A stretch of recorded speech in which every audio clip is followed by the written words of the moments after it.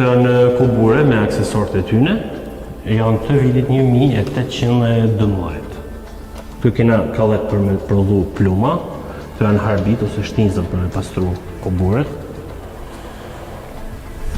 Ky qelës? Është qelës simbolik, para me moni që deret ka hapë. Mos është ky qelësi që e sa të poshtë toni dozoj më lazezve? Nuk e di. Por objekti më i rëndësishëm që kena këtu sipër është flamuri.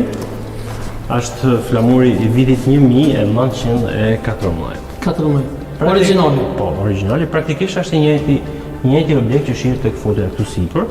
Kjo është një foto e Muzeut Kombëtar Marubi, ku paraqitet ku del ceremonia që është organizuar nga Bashkia e Shkodër në 19 mars 1914 tonë kala, ku është ngrit në mënyrë simbolike flamuri shqiptar.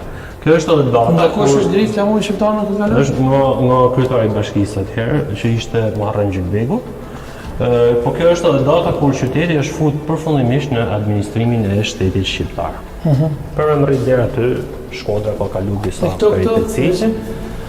Këto nga lufta ballkanike, qyteti është rrethu në tetor 1912 është rrethu nga ushtria malazeze gjatë luftave ballkanike. Mbrojtja është drejtuar nga Hasan Reza Pasha, ishte edhe valiu i qytetit, qeveritar ushtarak edhe civili i vilajetit të Shkodrës. Përveç raporteve osmane, këtu ishte mbledh edhe rezervistët nga krejt vilajeti i Shkodrës. Në atë kohë vilajeti i Shkodrës niste qysh në Peqin dhe Kavaj dhe vazhdonte deri në Tuzë.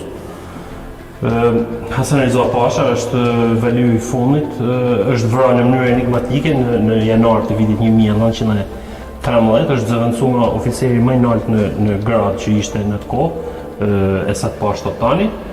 Ka vazhduar rezistencën deri në prill të 1913, pastaj e ka dorëzuar Shkodrën malazeze.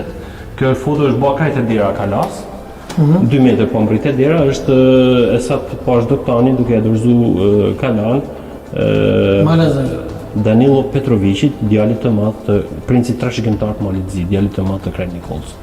Kurse kjo është në ditët e para të majit 1913, ushtria malazeze të ikë nga kalaja. Në atë kohë, nga presioni i fuqive të mëdha, malazezët u detyruan të ikin nga Shkodra. Ka rikë këto? Nuk kena informacion të hollësishëm për këtë objekt. Është fillimi i viteve 1900, por nuk kena informacion. Pra në pika shkurta, paka shumë ky ishte muzeu i Kalas.